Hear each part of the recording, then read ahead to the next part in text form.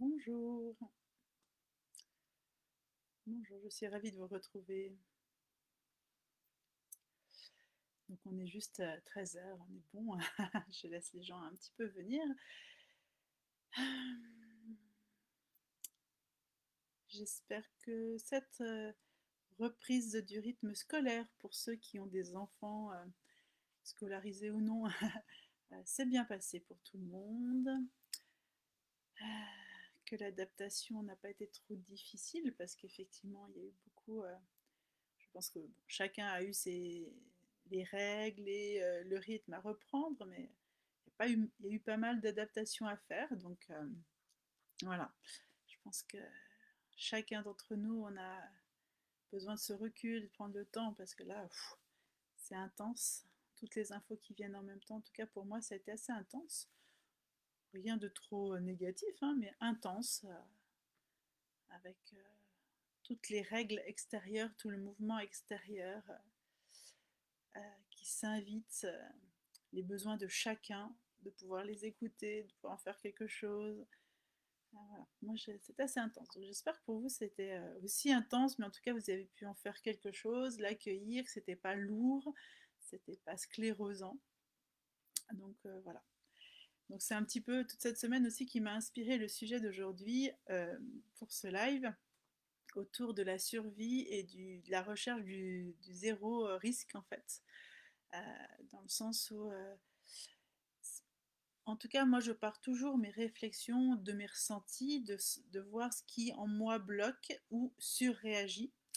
Euh, et bien sûr, hein, comme tout à chacun, bah, il y a des parties de moi qui surréagissent.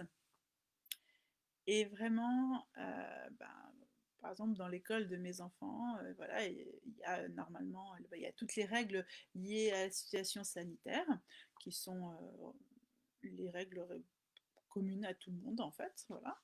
Euh, Donc pour moi, c'est une petite adaptation parce que je n'ai pas d'avis en soi bien ou mal, c'est juste que ça ne me parle pas. Par rapport à toutes les infos que j'ai, ben, il y a un moment, on rentre dans, pour moi, un peu une forme d'excès sur certaines choses.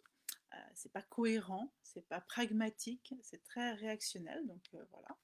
Mais à l'école, je fais respecter, comme quand je vais dans les magasins, je respecte la demande de chacun parce que ça me gêne pas, ça me crée pas de non-liberté, j'ai pas une sensation de ne pas être libre parce que je mets le masque à gauche ou à droite. Il y a d'autres choses qui me paraissent plus lourdes encore au niveau liberté, voilà, personnel.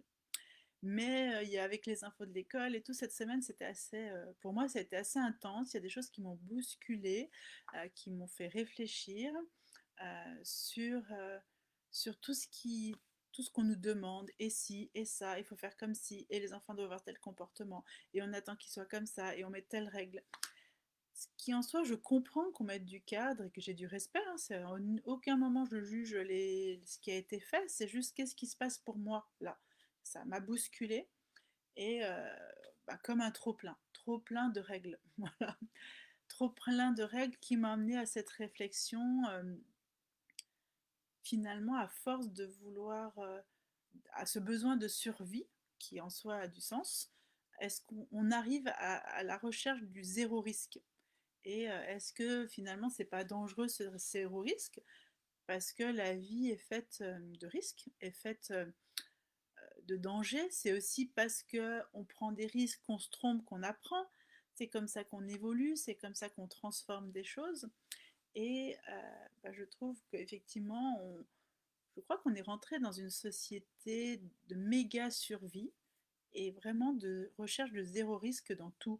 On ne doit pas prendre le risque d'être malade, il faut qu'on soit toujours en hyper bonne santé, on fait attention. Enfin, c'est vraiment un bilan, pas que de cette semaine, c'est une observation si générale que, bien sûr, c'est important de parler d'alimentation, c'est important de parler d'hygiène de vie, de sport, euh, d'émotion, tout ça, c'est important d'en prendre conscience, de transmettre cette information pour connaître notre corps. Mais aujourd'hui, est-ce qu'on n'est pas tombé dans que à nouveau du contrôle par tout ça. Voilà.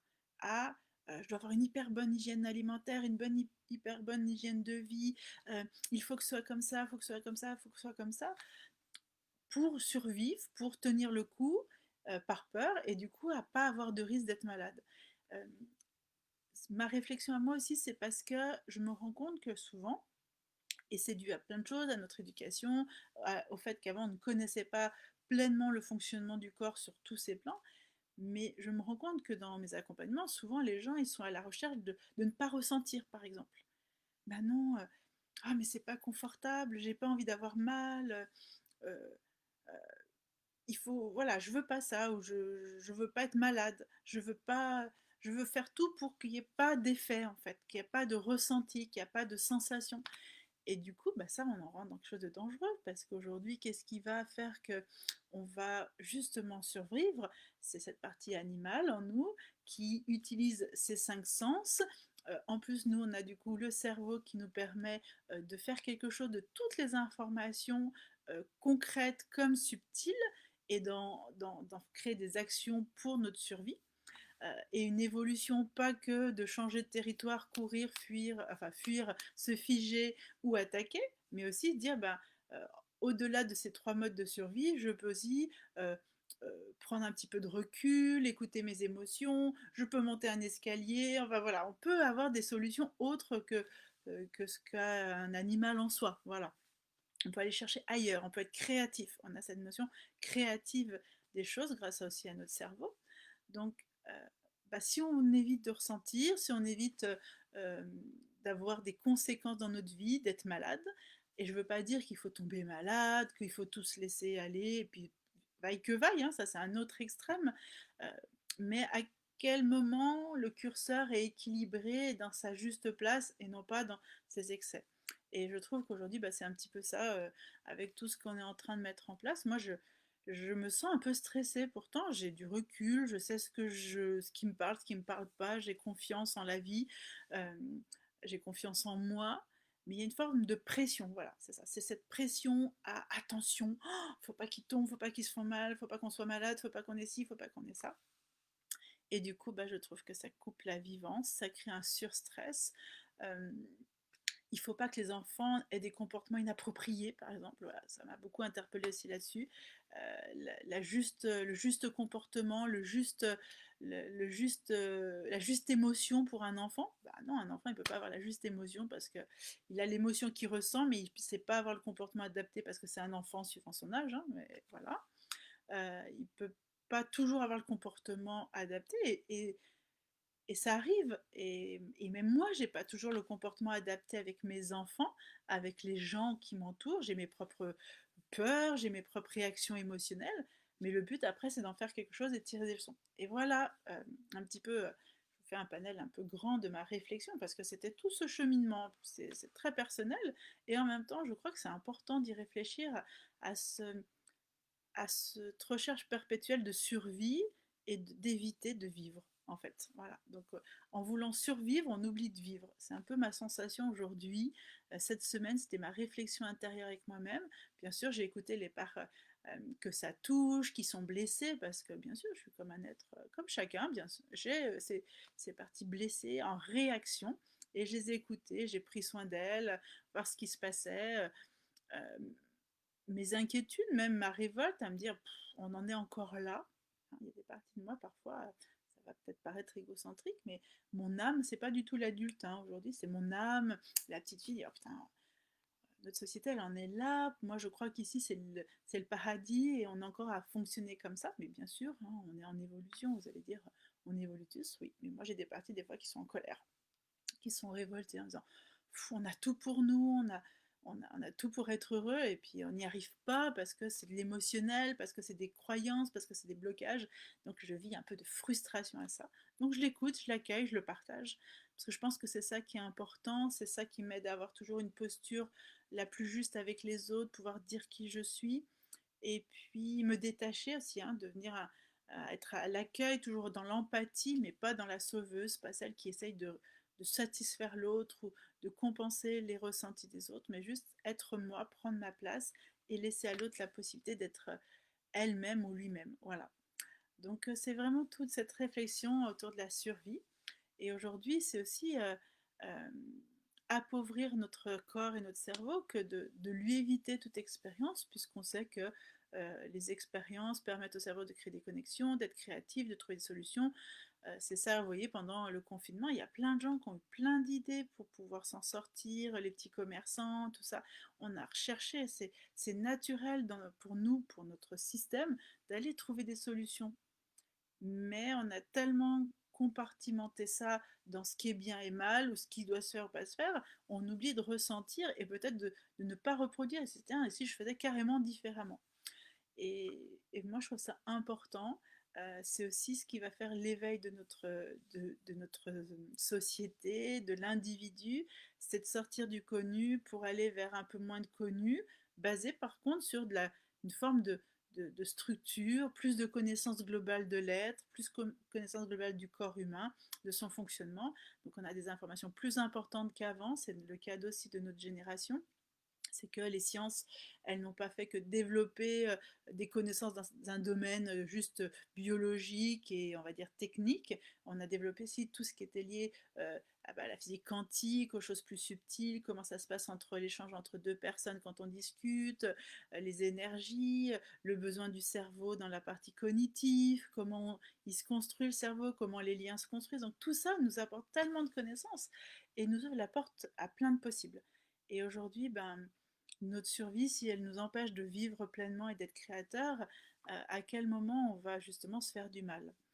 C'est un petit peu comme quand on a une blessure, en fait, lorsqu'on a vécu un trauma, on va pouvoir continuer à vivre parce que notre cerveau va faire le nécessaire, déni, euh, émotion,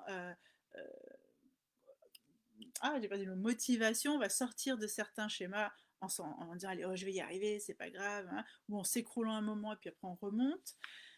Jusque si le trauma n'est pas vraiment reconnu, il va se mettre dans un petit coin, on va pouvoir continuer à vivre, hein, on va faire sa vie, parfois si c'est des choses qui se passent jeune, moi j'avais lu un livre justement sur ça, par exemple sur les gens qui ont vécu la guerre du Vietnam, ils revenaient en Amérique en créant après une famille, des enfants, ils créent une vie, on va dire, d'apparence normale, mais ils restent attachés à des symboles, à des choses, il y a beaucoup de, de dépendance, voilà. Mais alors, il y en a que c'est des grosses dépendances, l'alcool, la drogue et tout, mais après, il y a des gens dans leur vie, c'était des petites choses subtiles. Et ils ont testé que si cette personne, par exemple, elle voyait un uniforme militaire, tout ça, dans son cerveau, elle se retrouvait dans l'état du trauma euh, dans lequel elle était quand elle a vécu la guerre. Et que ça a prouvé qu'en fait, on pouvait faire une vie normale et quand même émotionnellement, psychiquement être attaché à ce trauma. Et quand on est attaché à ce trauma, on va mettre en place des modes de survie. Voilà. Finalement, ces gens-là, ils ont toujours une sensation que tout n'est pas si génial, que la vie, voilà, tout n'est, ils sont pas toujours heureux. Enfin, toujours heureux, je me comprends, mais ils ressentent pas facilement la joie, le plaisir. Voilà, ils vivent, ils survivent. Voilà. Mais du coup, ils survivent. Et les modes de survie qui à un moment les a aidés, à un moment dans leur vie, parce qu'il a été prouvé qu'à un moment, il y a toujours quelque chose qui fait basculer un petit peu ces personnes, et ben, vont être leur élément de destruction.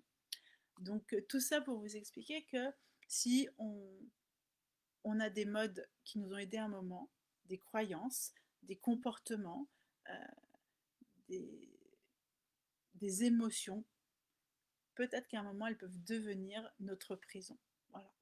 Et je crois qu'on est à ce moment où individuellement on doit basculer de nos réflexes de survie à des réflexes de vie, nourris par toute la connaissance qu'on a aujourd'hui qu'il n'y avait pas sur les millénaires passés, voilà, pour aller vers du nouveau et de la création et de l'évolution humaine. Voilà. Et ça, je pense que c'est important. Et tout ce qu'on est en train de vivre aujourd'hui, ça doit être aussi ça. Ça veut dire que maintenant, pour moi, on va faire travailler le mental avec la partie logique, plutôt, c'est plus facile, la partie logique avec la partie plus, plus subtile, plus créative, plus intuitive, voilà, sensorielle. Et les deux, hein, on a deux lobes du cerveau, et les deux travaillent ensemble pour marcher. On utilise les deux lobes pour parler, pour vous parler, j'utilise mes mains, mais j'utilise les deux lobes du cerveau. Il faut la partie subtile, il faut la partie logique, c'est les deux qui me permettent de communiquer. Donc pour vivre, pour prendre sa place et créer quelque chose dans notre vie, utilisons ces deux parties, arrêtons de les séparer. Donc voilà un petit peu mon résumé, ce que j'en ressens, toute ma réflexion que je partage aussi avec vous. Et vraiment, sachez que ce partage, il est lié sur mon cheminement de personne au quotidien, de maman, de femme, de thérapeute, d'être humain, voilà. Et je le partage parce que c'est tellement, je trouve ça tellement important de, de transmettre une réflexion. Si ça peut aider, si ça peut vous faire grandir aussi, bah, c'est super. Voilà. Et puis, je suis très curieuse aussi de votre avis. Alors, moi, j'adore philosopher, hein, en fait. Je me rends compte que je suis une philosophe au départ. J'adore la discussion et l'échange, ce qui parfois n'est pas toujours le cas sur les réseaux. Mais si vous voyez en direct ou en replay ce live, n'hésitez pas à commenter, à donner vos avis, toujours dans la bienveillance, hein, c'est ça le but, c'est pas un combat d'opinion, c'est un échange d'opinions, de ressentis, d'expériences, de vision des choses. Voilà. Et ça, c'est important, je trouve ça très intéressant. Et même si justement les réseaux, aujourd'hui j'ai à cœur de, de, de transmettre cette façon de partager, parce que parfois c'est très violent moi-même je fais attention à ce que je vois sur les réseaux parce qu'il y a du. Comme dans la vie, il y a des gens qui déversent tout le temps. Voilà. Donc voilà un petit peu ce que j'avais envie de vous partager cette semaine, de mes ressentis, de mes réflexions, de mon évolution, parce que dites-vous que tout ça, il se passe beaucoup de choses pour moi. Je lâche aussi beaucoup de choses dans ces réflexions-là. Quelles sont les parties en moi qui sont figées, qui sont bloquées, qui ont des croyances limitantes, des choses qui m'empêchent de grandir et d'être à la place auquel j'aspire. Voilà, ma façon de vivre auquel j'aspire, qui me limite à être, qui m'adapte. Voilà. Par contre, moi, voilà, comme tout le monde, il y a des parties de moi qui se sont adaptées pour survivre. Voilà. Donc en tout cas, ben, j'espère que tout va bien pour vous. Je vais prendre quelques secondes aujourd'hui. Non, je n'ai pas de questions. En tout cas, ben, voilà un petit peu mon partage. Pour moi, c'était une belle semaine. Les enfants étaient contents de retrouver leurs amis après 6 mois sans école. Pour nous, ils ne sont pas retournés, donc 6 mois sans école. Même s'ils ont énormément grandi, hein, c'était pour moi, c'est évident hein, que les enfants, ils ont pas. L'école, c'est important, on y apprend des choses, mais c'est pas si derrière un bureau qu'on apprend, qu'on intègre les choses. Et pendant ces 6 mois, je savais qu'ils allaient découvrir, intégrer plein de choses, des connaissances qu'ils avaient pu entendre à l'école, mais qu'il fallait intégrer, vivre, expérimenter. On a fait plein de choses ensemble. Donc ça, c'était super. Et en même temps, bah, du coup, ils étaient un peu en manque de vie sociale aussi, hein, même si on a vu un petit peu les cousins et cousines, ça manquait, les copains c'était super. Donc là ils sont contents d'avoir repris. Euh, Même si pour moi c'est un petit peu difficile, je suis aussi quand même contente d'avoir du temps pour mes propres projets, pour mon approche thérapeutique, pour toujours partager plus avec vous et puis mettre en place des choses que j'avais vraiment envie euh, pour transmettre mes outils d'accompagnement autour du corps, autour de la posture intérieure, des émotions, de la relation à soi et à l'autre. Donc je peux aussi avoir du temps pour moi, me ressourcer, et ça c'est bien aussi dans mon travail, parce que c'est mon, j'ai la chance, non, c'est pas le mot, j'ai la joie de pouvoir faire un métier qui est ma passion et mon hobby. Voilà, j'ai mis longtemps à me dire que c'était mon travail, en fait, voilà, c'était mon activité professionnelle, mais en fait j'ai cette joie d'avoir un métier qui est mon hobby, j'adore faire ça, j'adore partager, j'adore parler, j'adore transmettre prendre soin de l'autre, d'orloter l'autre, accueillir, l'aider à se libérer de ses émotions, de ses blocages, de comprendre qui elle est ou qui il est. J'adore faire ça et j'ai beaucoup de joie à être là et je m'en rends compte encore plus. Vraiment, tout ce temps, moi, ça m'a permis de valider en moi qu'effectivement, ce n'est pas juste un hobby, comme il y a des gens qui font de la couture, du tricot, du timbre ou d'autres choses du sport. Moi, c'était un hobby en plus de mon métier de coiffeuse. Bah, aujourd'hui, c'est mon métier. Voilà. Mon métier, c'est d'accompagner et prendre soin des autres, les dorloter, les aider à se révéler, à s'exprimer, à prendre leur place. Donc, j'ai beaucoup de joie à ça. En tout cas, je vous souhaite un beau week-end. Je vais m'arrêter là. Je vous souhaite plein de bonnes choses. Soyez toujours à l'écoute de vous. Prenez du temps pour vous à ne rien faire. Juste écoutez votre corps, vos sensations. ce qui se passe dans ce monde, ce, ce monde intérieur qui est tellement riche et tellement nourrissant. Et puis, je vous souhaite une belle semaine. On se retrouve la semaine prochaine pour le live. Vous pouvez aussi avoir accès au carnet Célébration du corps qui a débuté là ce 1er septembre. Vous avez peut-être vu un petit peu des infos autour. Il est en accès sur mon site internet. Et puis la semaine prochaine, on a un live, un webinaire mercredi sur les enjeux relationnels, la communication non violente. J'ai envie de vous parler justement de ce sujet que j'aime tant, qui a été la base de plein de choses pour moi. Donc mercredi soir, vous pouvez vous inscrire pour le webinaire sur ce thème-là. Voilà, je vous fais plein de bisous.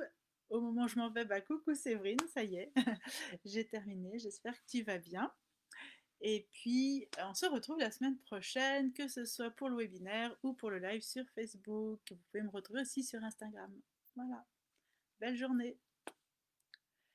Oui, tu peux regarder en replay. Je vais l'arrêter et après, ce sera accessible. Voilà. Je t'embrasse. Je vous embrasse.